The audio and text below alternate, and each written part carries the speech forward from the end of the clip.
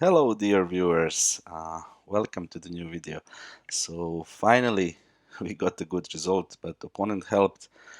He played some suicide chess. Let's see. So after d4, e5 was the move, and if you ask the engine, actually, black is now just lost. So I don't know. In the past, people didn't play like this. This was very rare, but I think this is the second time in this series. So it's in only 34 games, and maybe around half of those were white, uh, played by me as white. I faced this move, so that's a very high percentage of playing losing move on move one. Um, it's probably because of the influence of streamers. I believe that some streamers are goofing around, some very strong players, they play these suboptimal moves and they have good success against weaker opponents, and then people just copy them. But I advise you not to do that, as you will see from this game. Yeah, so I just took the pawn, and now where is the compensation? Let's see. Bishop c5, knight f3, d6. So white is just developing, and I thought, okay, let's take on d6, and then I was surprised. I took 10 seconds here. I thought, what is this? Just a free piece? I can just take this knight, but I figured out that it's not possible, and then it came to me. This is why they play it. They are hoping that the opponent will take, open up the d file, and then they win the game. Suddenly, they are winning because white loses their queen. Um, but most people won't fall for this. So if you're playing just for this one trick, I don't know. It's not a good proposal, I think. So I just avoided it. Take. I didn't take the knight, and then what can black show for the pawn?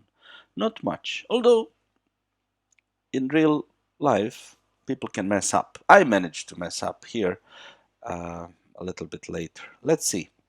So my opponent took on d6, and I just played the normal developing moves. Okay, bishop c4.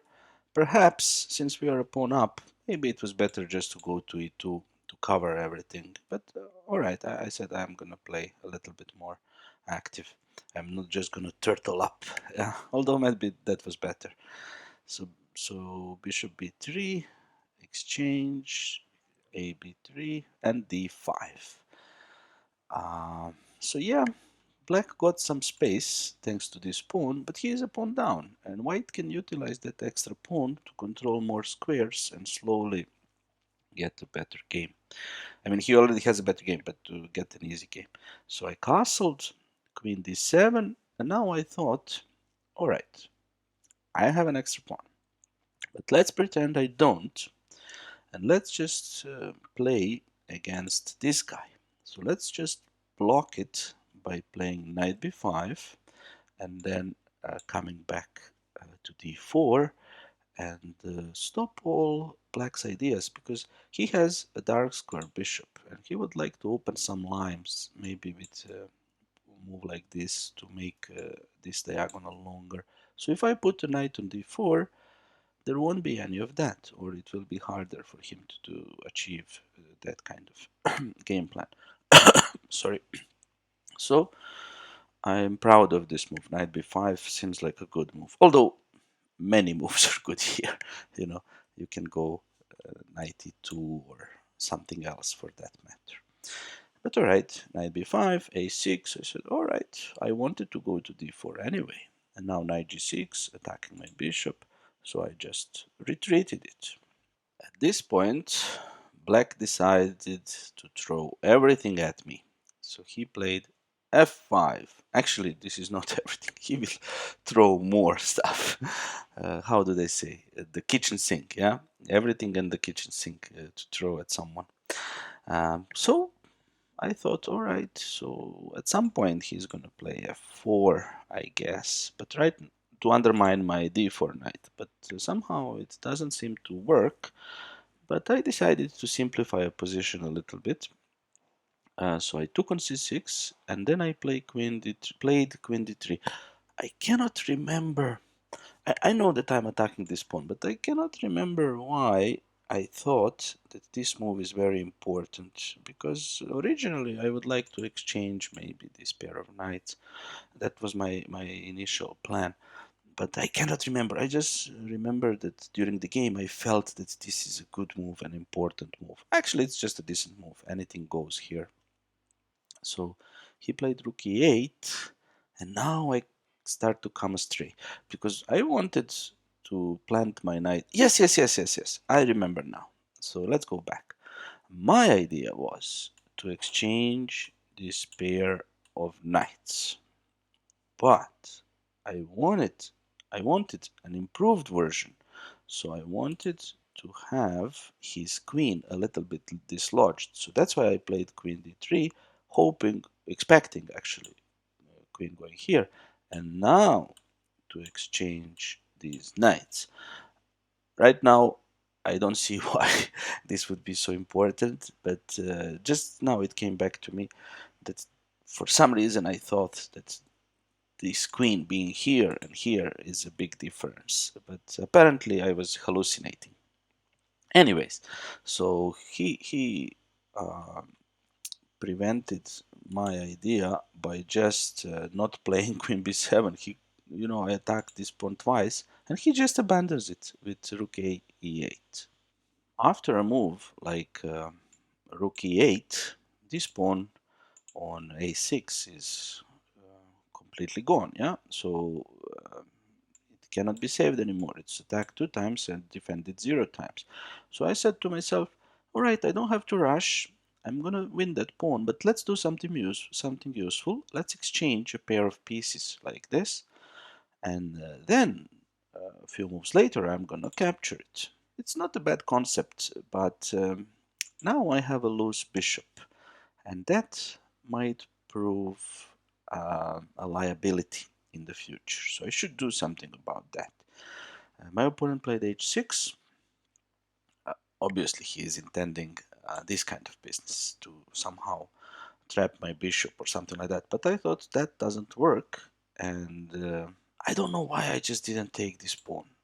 It's now it's the time is ripe to take it, and I thought, all right. So because he will play these advances on the king side, and he will open his king, let's um, steer things up in the center and try to open this diagonal so that I can have some checks and some tactical possibilities. But this was not a good move. This is the only moment in the game where actually he could have come back because of this bad move, pawn to c4. So the idea that he missed was rook e4. I told you before that this bishop on h4 is loose, and now he wins the tempo. And when I move my bishop, he has time for d4. And suddenly things are not so great. For example, if I take here, I lose. From a winning position, I go to a losing one because f4 is coming. It doesn't matter. Queen goes here, let's say, and the bishop is trapped. Yeah, he will open his king a little bit for the bishop, but it's not enough for me. So I couldn't take on d4 not to lose the game. And here, okay, he also cannot take because of this pin, but I need to be very careful, and here my advantage is gone. Another thing, because of this pin, he cannot take, and that's why I cannot take here, because if I take, he can remove the queen from the pin with a tempo attacking my rook, and then regardless of what I play, I don't know, let's say here he can gain another tempo, and okay, if I move rook differently, he doesn't have to move the bishop, and now he can take, and I cannot take again because now I'm lost. So very tough position would have arisen had he played rook e4 followed by d4. And this is not so hard to find now in hindsight, but I was lucky. My blunder of c4 wasn't punished, and now the opponent really lashed out. This is throwing the kitchen sink at me. he threw everything, and he's again in a bad position. So I was a little bit lucky here. Bishop g3, queen g7, preparing this move, and then I don't know, maybe creating some threats on the g2 square.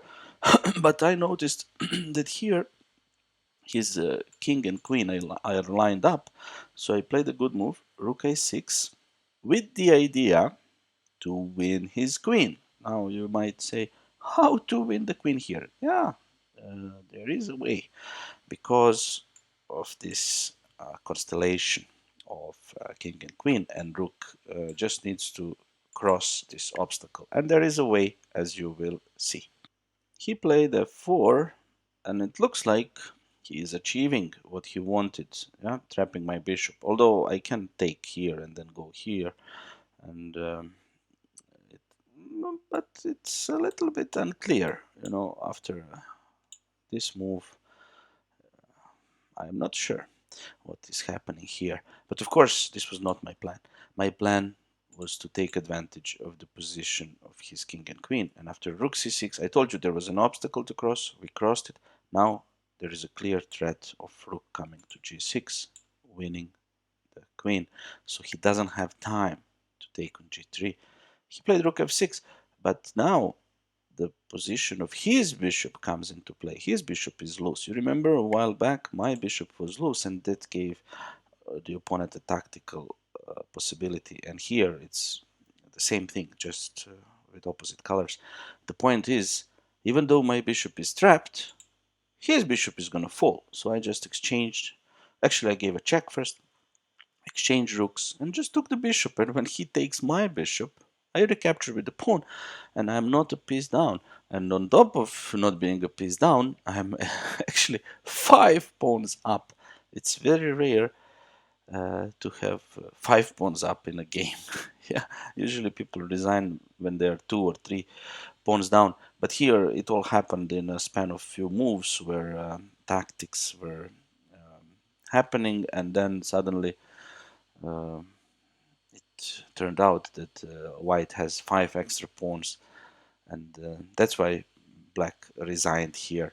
So, all right, a good result, not great play, but decent play for the most part, at least from my viewpoint. So this game gives me some hope that I will come back to where I was and go beyond, hopefully. All right, see you in the next one. Bye.